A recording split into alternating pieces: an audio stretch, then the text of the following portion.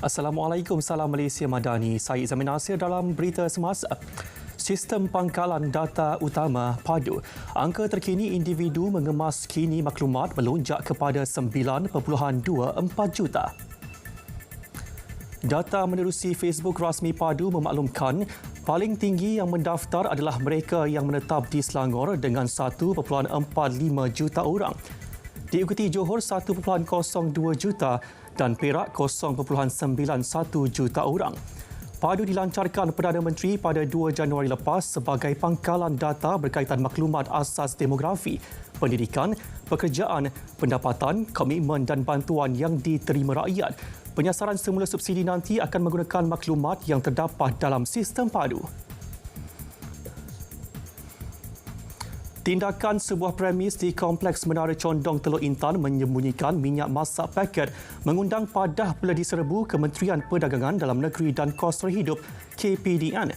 Pengarah KPDN Perak Datuk Kamaluddin Ismail berkata, serbuan dibuat hasil aduan diterima daripada orang awam. Hasilnya sebanyak 139 paket minyak masak bersubsidi 1 kilogram dijumpai di dalam stor simpanan bilik peniaga. Berikutan itu, satu arahan pengisytiharan stok di bawah Seksyen 8 Akta Kawalan Bekalan 1961 telah diserahkan kepada pemilik premis. Beberapa dokumen belian serta jualan telah disita untuk siasatan lanjut. Nilai rampasan dianggarkan berjumlah lebih RM347.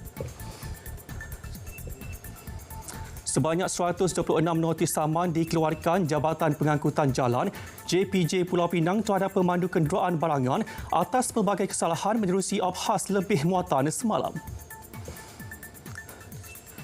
JPJ dalam kenyataan memaklumkan operasi bermula 12.30 malam hingga 7 pagi itu dijalankan unit operasi JPJ Pulau Pinang dengan tumpuan penguatkuasaan di Lebuh Raya, kawasan perindustrian dan jalan-jalan utama persekutuan serta negeri. Tindakan turut diambil ke atas 13 kenderaan barangan mengikut Seksyen 57/1B 6 APAD 2010 dan kesalahan di bawah kaedah 89 MVC dan U 1959. Antara kesalahan tiada lesen memandu kenderaan barangan GDL serta kesalahan teknikal tayar haus berlebihan, pasang strobe light tanpa kebenaran, cermin gelap, ubah suai kenderaan dan lain-lain kesalahan. Sebanyak 300 spek juadah berbuka puasa disediakan penduduk kawasan mata air untuk diagihkan kepada mereka yang memerlukan sekitarnya. Penyelaras program Siti Berini Yahya berkata, sepanjang Ramadan kali ini, pelbagai program kebajikan dilaksanakan masyarakat setempat hasil kerjasama bersama Jawatan Kuasa Pembangunan dan Keselamatan Kampung Persekutuan Dun Mata Air. Antara juadahnya masak asam daging dimasak dalam 2 kawah besar oleh 20 penduduk di Kampung Ngulang Mata Air secara bergotong royong. Selain penyediaan juadah berbuka puasa, program lain yang turut dilaksanakan termasuklah Tadarus Al-Quran, program ziarah kasih, sumbangan anak yatim dan asnaf serta penyediaan keperluan untuk Aidilfitri. Sedikit perkembangan luar negara. Di Madagaskar, 14 orang maut dan 3 lagi cedera selepas dibadai taufan tropika Gamane. 3 individu lagi dilapor masih hilang.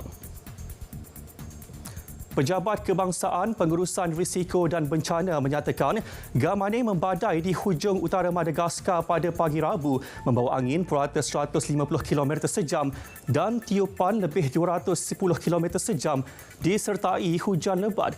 Lebih 36,000 orang termasuk kira-kira 9,000 isi rumah terjejas akibat taufan itu. 7 wilayah musnah. Kira-kira 18,000 orang terpaksa berpindah dan mencari perlindungan di 68 tapak kecemasan. Sekian berita semasa dari Sungai ke Segara Palestin Pasti Merdeka. RTM, seteman setia anda.